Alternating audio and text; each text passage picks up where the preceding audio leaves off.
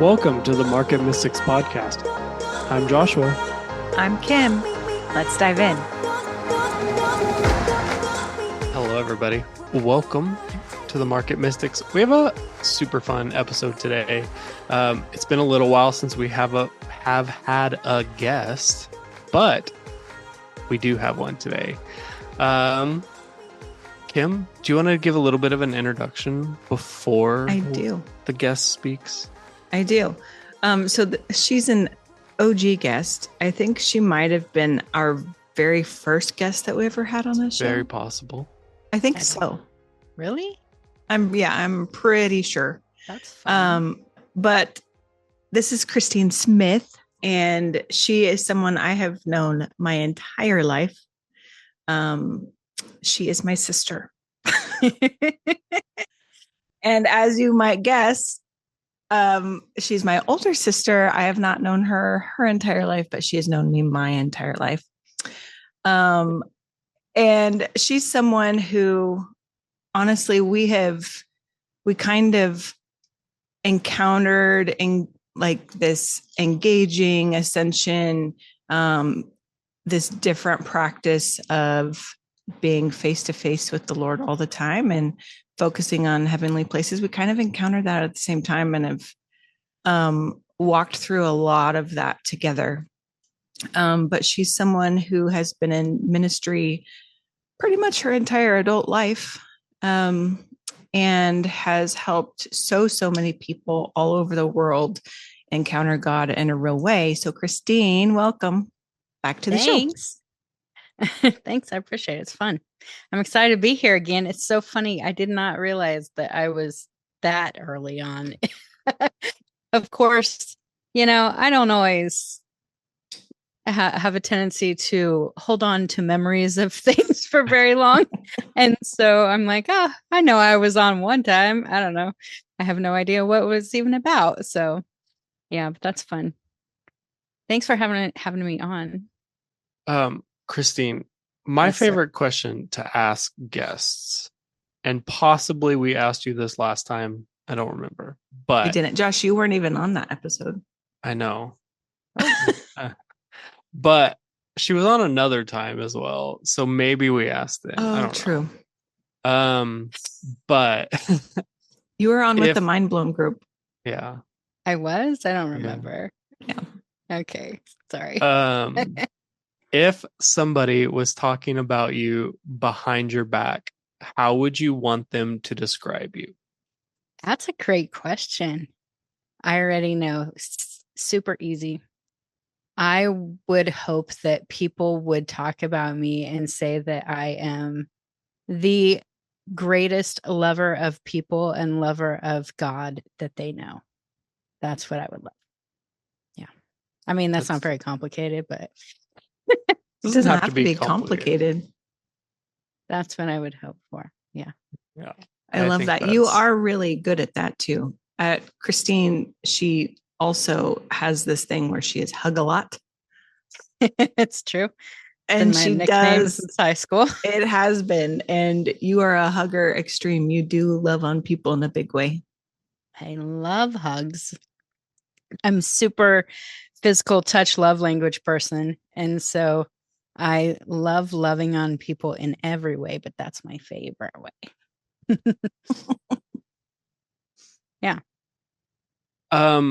Okay. So Kim mentioned that you have been in ministry most of your life and that at some point you guys discovered Engaging Heaven. I'm just curious, will you give us just a little rundown on your journey to that, how you got into ministry, how what it has looked like to start Engaging Heaven, how that happened, and kind of where did that take ministry for you? Okay. Yeah. So when I was in high school, I was really super strong in my faith and excited about running after the Lord with everything that I had. And I was just seeking what in the heck am I supposed to do with my life? Probably most people, but I was seeking this from God first. That was like the main thing is, what do you want me to do? And I didn't hear for a while. So I just kind of picked something. And I was like, well, I could go and work at a Christian school and teach English and be a dance coach, because I was big into dance and all of that. And I had decided that's what I was doing because I hadn't heard from God. And then finally, near the end of my senior year, he called me into ministry. And so I knew at that time I was supposed to do worship ministry. So I went to college, got a degree with like theology, basically. Technically, it was philosophy and religious studies, which is hilarious to me now because kind of anti-religion, right? But anyway, I did that with music and worship and all of that. And so I graduated really early. So I graduated from a 4-year university by the time I was 20. And so when I was 20, I went straight into full-time ministry. I had been doing some like youth ministry internships and stuff just because I waited tables for the summer and decided that sucked so bad. I wanted to do something that was ministry, even though I didn't care about youth. But then I went right into youth ministry and worship ministry out of college. And so I did that full-time, working for a typical church. And I kind of just went to different churches that God was calling me to in full-time ministry, mostly as what I would call, I called myself a missionary to the church. Okay. Because at that time I was working in the United Methodist Church, and I was like a closet charismatic. And so most people in the churches that I was at, no church is the same. So it's like, even if it's a United Methodist Church, it could look totally different one to another. But the churches I were at, generally, the majority of the people did not know what relationship was like with the Lord. And so that's why I called myself a missionary to the church. It's really about helping people learn to have real relationship with the Lord. And so I would say for my whole life, the way that I have related to God is that I would listen to him. I've always been a big listener in the faith instead of a talker. So a lot of people will pray with words, and I would basically just do that when I was trying to please people by praying with them. But if it was just me and God, I'd only be listening. And so that's something that I think really helped me in all of my years of my faith walk. I had pretty awesome encounters that I didn't realize was engaging the heavenly realms. I just knew it was a mind-blowing encounter. Okay. So I had lots of these throughout my life that I never heard anyone talk about anything similar. So I never really shared about it. And I just kept it to myself and treasured it in my heart. And then I ended up getting married and going, kind of becoming a military wife. So I didn't get to just choose where I was. And right off the bat, he got deployed, and I was asked to help start a church with my friend. And so I drove down and stayed for a while in this Wichita area, church planting. And I did volunteer ministry for years and years at that point. Because when you're first church planting, it's not like, there's no big money in it. And I think that's where a lot of people around the world, they have this idea that if you're in ministry, you're making a lot of money. I have no idea where that came from, because I've never made a lot of money in ministry. It has always been one of those, I'm doing this for the Lord only. This is why I am not doing this to be a big money maker. And so anyway, I did volunteer ministry for a long, long time. And I was always seeking more in my relationship with the Lord. That's like always been my thing. Like, please, can I grow some more? But it was feeling like every preacher I listened to, I was getting like crumbs. I don't know how to say that, but I was just, well, I could take this little thing from it, but it was hardly anything. And it wasn't anything that was helping me grow. And one day, Kim and I we were doing kind of ministry together at the Source Wichita.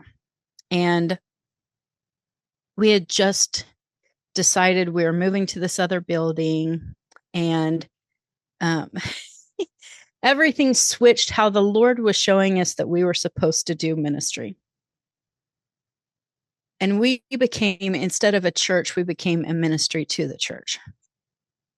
And so at this time, we were very much no names. Okay, like nobody knew who we were, and we weren't doing it for any kind of, fame, of course, or anything like that. And so we were just these two girls hearing from the Lord, doing what he said. And somehow this lady in town, the Lord told her that she needed to meet with us and share a bunch of these prophetic words and things with us. And we were both like, okay.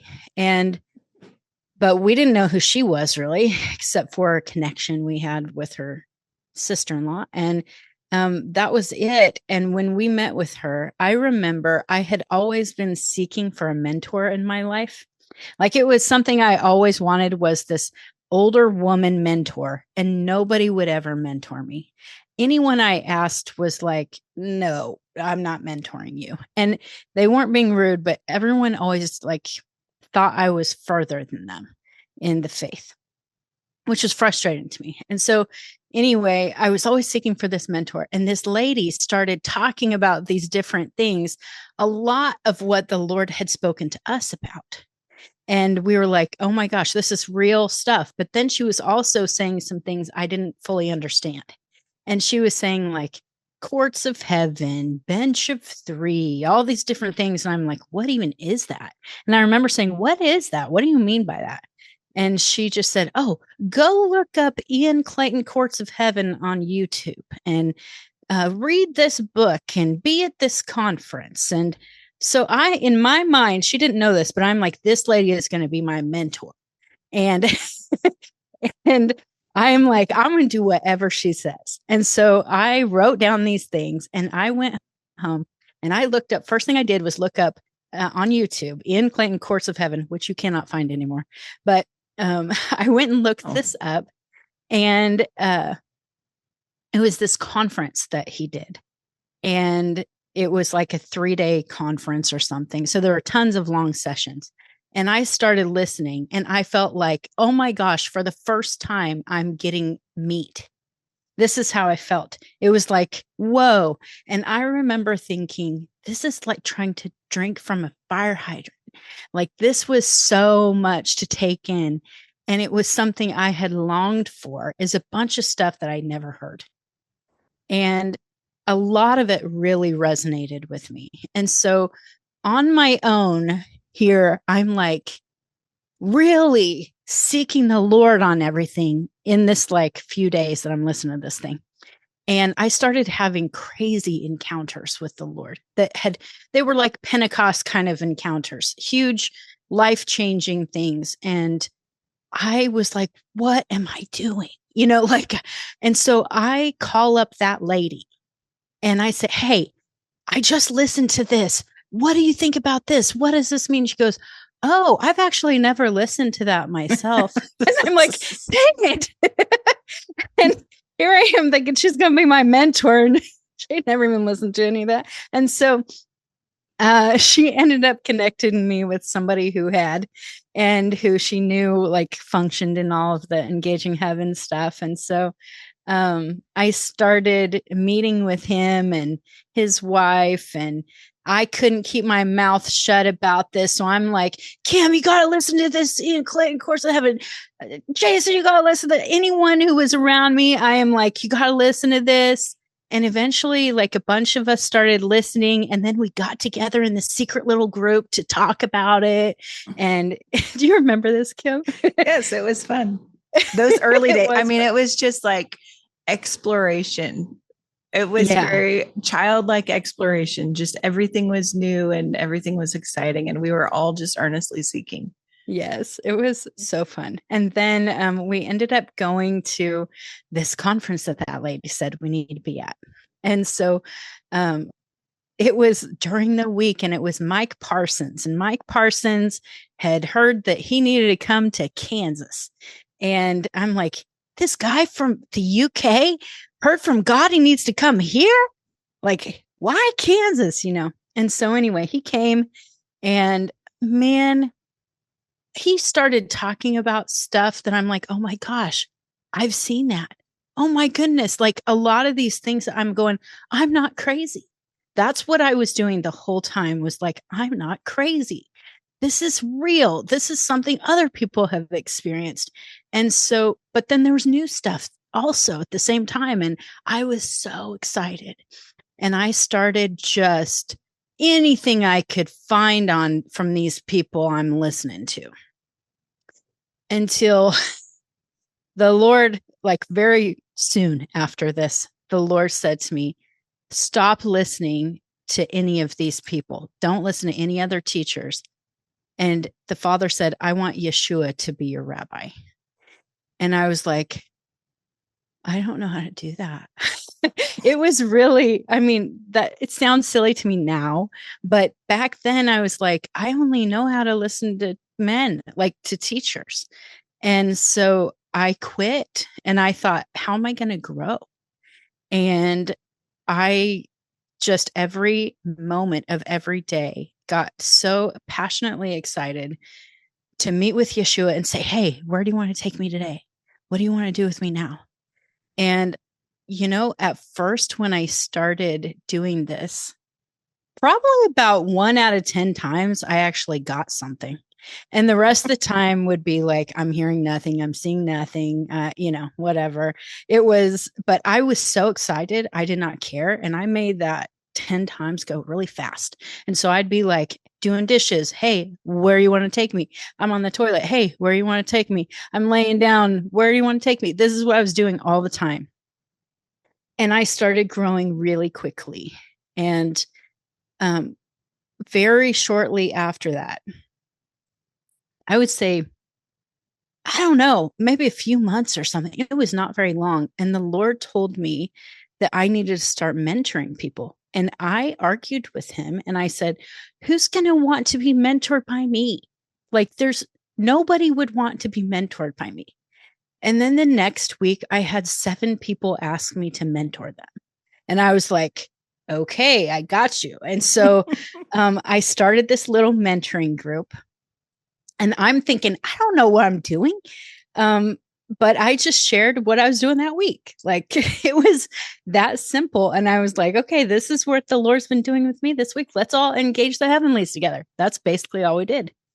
And everybody started growing so much. They started inviting everyone they knew to this mentoring group, which is flattering and all, but I had to like re-explain everything from the beginning all the time. And so it was hard for people to grow because I'm re-explaining what's the courts of heaven, just like I was. And, and so I'm trying to explain some of this and all of that. And finally, the Lord said, okay, you need to start an intro to engaging heaven class. And when I did that, he said, just do it on Zoom only. No problem. And then he said, that group you've been helping out on Facebook, this Courts of Heaven group, you need to put it out on there and help some of them. So I put it out on there, and my first class, I had 450 people sign up for. And I was like, oh my gosh, that is not what I was thinking. I'm thinking like 15 people maybe, And so we split it up into 2 groups. And anyway, it was fun. And there were people from all over the world. And then that's just kind of how everything started and blew up. And So I've been doing classes ever since. I do private appointments. I have a ministry school now. It's all kind of evolved into a whole lot more, but that's where everything started. So I just want to apologize in advance. Or maybe not even in advance. I'm going to apologize. I am a super storyteller. So I might talk for a long time, and I just want to say I'm sorry. I hope I'm not boring you, but this is my story. And so that's where I started. That's what we were hoping for, Chris. Yeah, exactly. Oh, well, good. That's what you get. I mean, Christine, did you know that I call her Chris sometimes, and people don't know that she's called Chris sometimes because she is Christine? Do you know why I do that? Kim probably knows. Do you know why I do that? I don't. Mm-mm. Okay. I used to go by Chris all the time, and then I became a Smith. And I said to someone on the phone and left a message and said, "Hey, this is Chris Smith." And the person I was talking to thought I said Christmas. And it was just like, oh, that's awkward. And so I started introducing myself after that as Christine Smith, to be clear that my name wasn't Christmas. And so anyway, that's why I go by Christine in public now. It's not because I actually care. If you want to call me Chris, that's cool. It's just my name's not Christmas. So, yep, that's it. That's a great reason, but it's a very funny story. Yeah. You could have really great holiday cards like Merry and Christmas. Like you could every you single could do a side by holiday side with my sister Kim always says Merry Christmas every time. Listen, I am the little sister. It is my duty. Yeah, amazing. Okay, so I have some questions about the engaging heaven stuff that you started getting into. So just for a little backstory on like my life, Christine's engaging heaven class was extremely pivotal for me to get where I am now. I think I have probably been through the class like 6 times. Probably. I bet it's close to that. I know I did it. You should do it again because I just have started new ones and it's way better. Okay. All right. I know it's way better just because I have grown exponentially since then. Yeah. And like, I look back at the old intro classes and go, ooh. You ever do that? Like you've grown so much. You're like, did I really say that? Yeah. That's why we never listen to our old episodes. I totally get you. But yeah, I mean, I think I've attended it live at least twice, and I've definitely listened to it on YouTube, the recordings multiple times. But I was just really grateful for the foundational level things, like even sometimes just like explaining terms that you hear when you start getting into these places. Like Kim and I did a couple crypto episodes a while back where all we did was read through a list of terms that are very common in the crypto space and define them. Because sometimes it's like you don't know what a word means, and then you get hung up on that term, and then the whole rest of the time you're lost when all it really meant was that an altcoin is anything except for Bitcoin. But you're lost thinking that like they're talking about a totally different subject now. Yeah. And that's how I felt when I was like going through your like engaging heaven classes, is like, oh, this is like helping me sort out these questions that I have that have been holding me back from like really diving into things, just because I didn't have this one simple understanding. And really we were talking about something that wasn't that confusing, but like now I get it. Mm-hmm.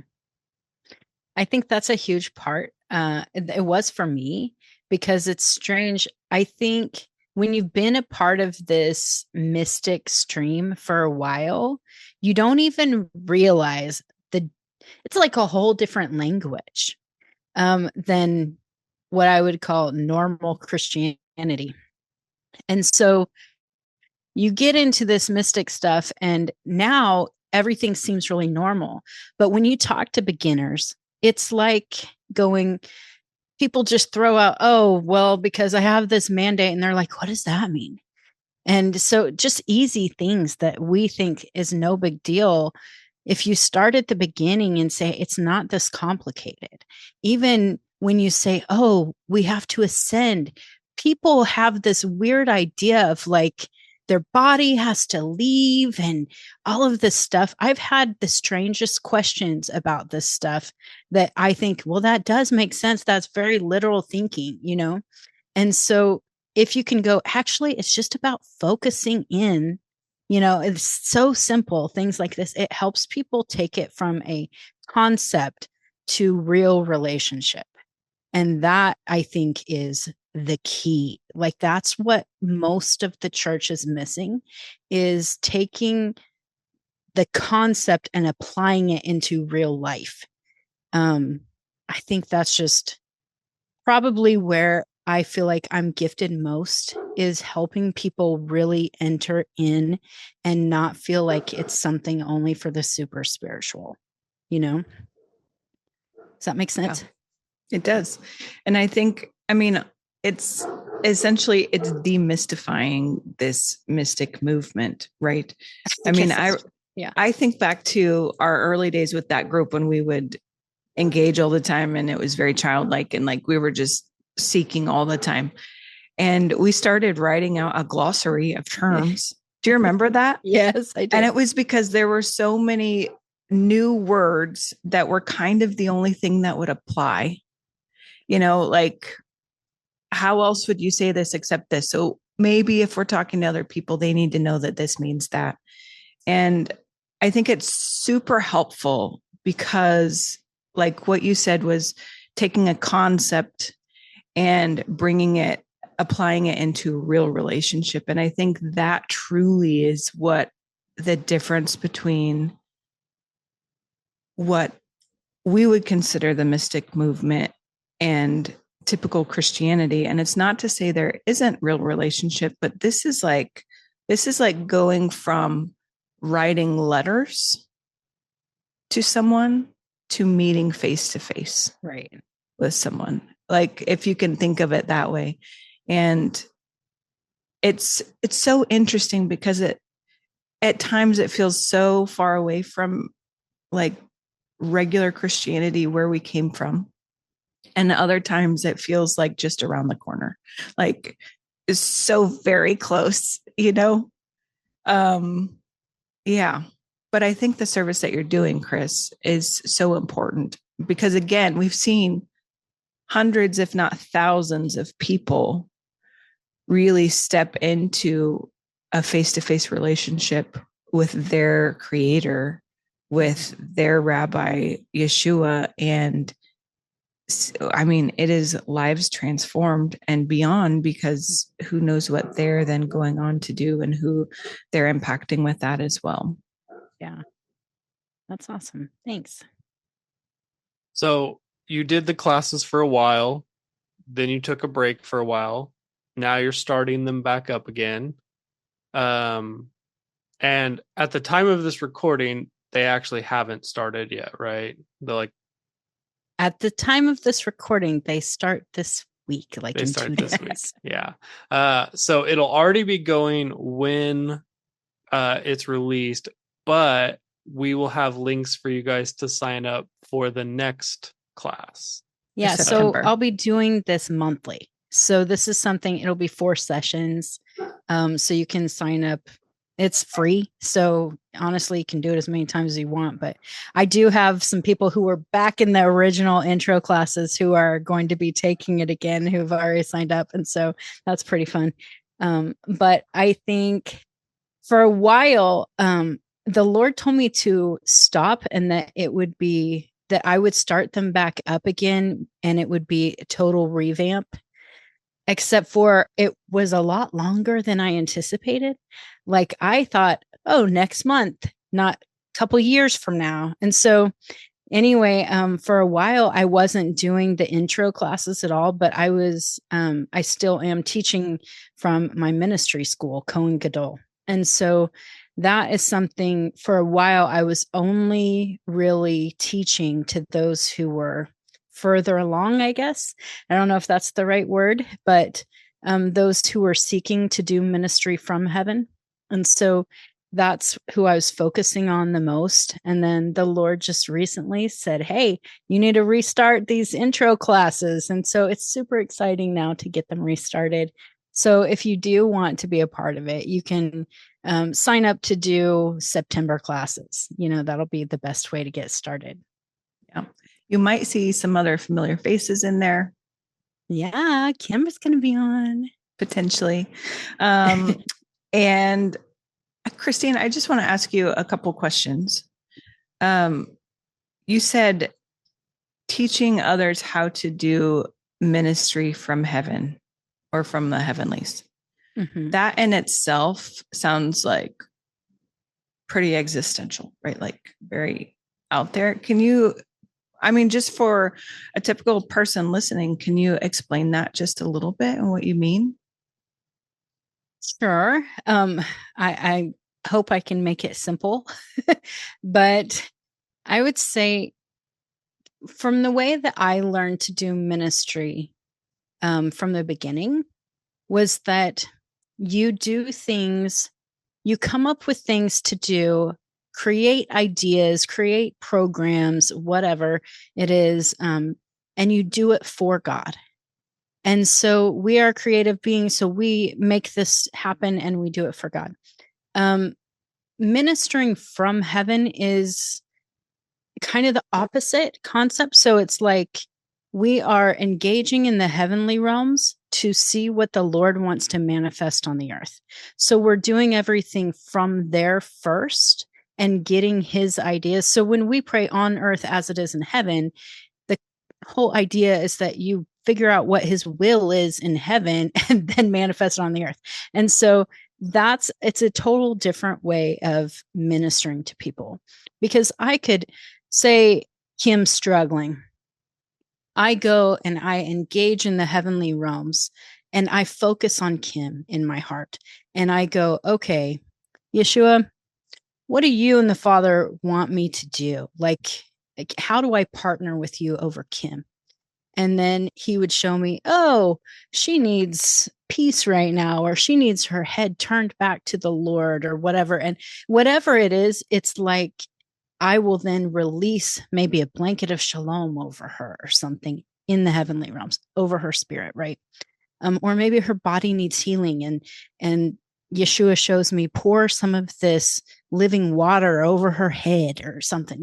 It's always very different, but it's the concept that I'm not just praying my own will over her, because a lot of times in what I was taught in church was if Kim is not feeling well and not doing okay, then I go, Lord, by the blood of Jesus, she is healed.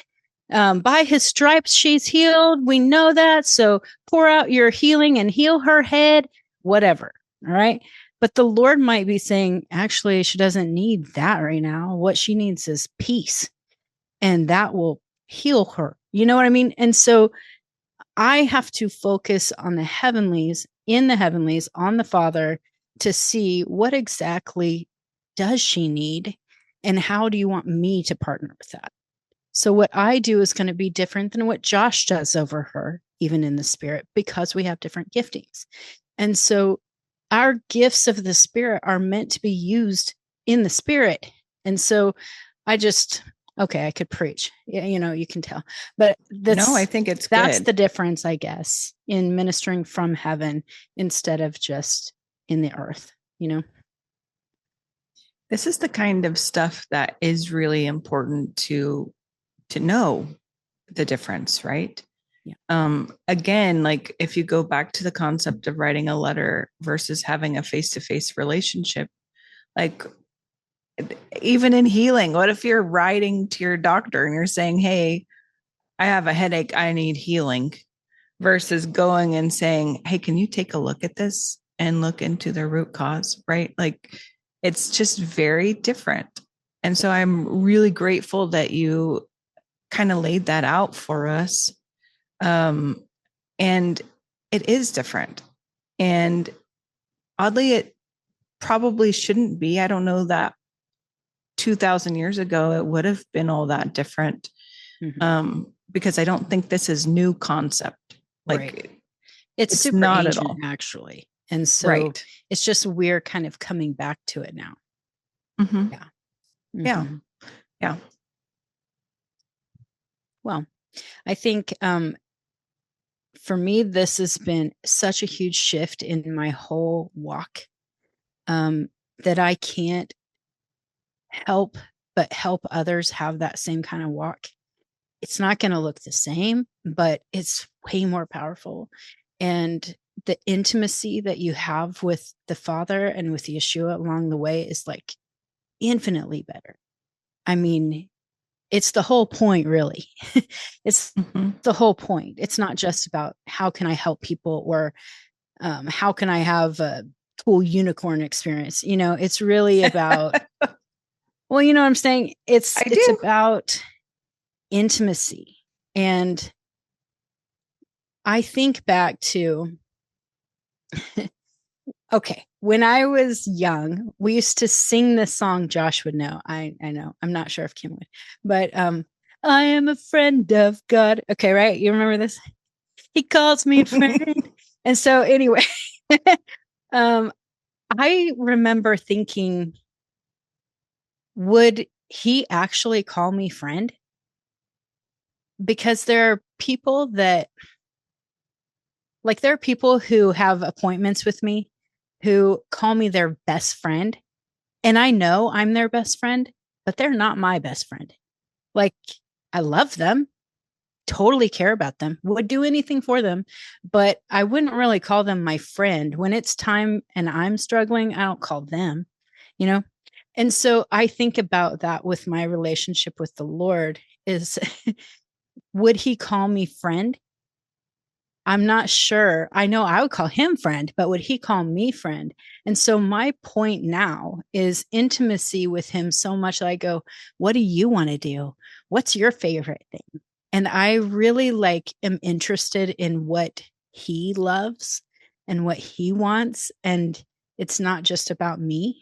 And I think that if we can establish that kind of friendship, that kind of intimacy, it goes beyond just friendship. It's like a holy romance, you know, but it's so much richer than just asking God for stuff all the time, you know? Yeah. Yeah.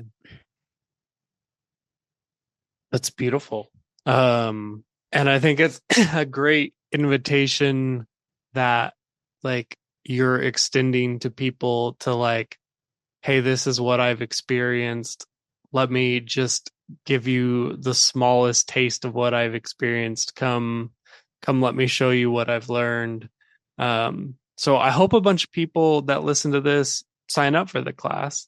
And I hope that they sign up for it again because they're not going to get all of it out of one.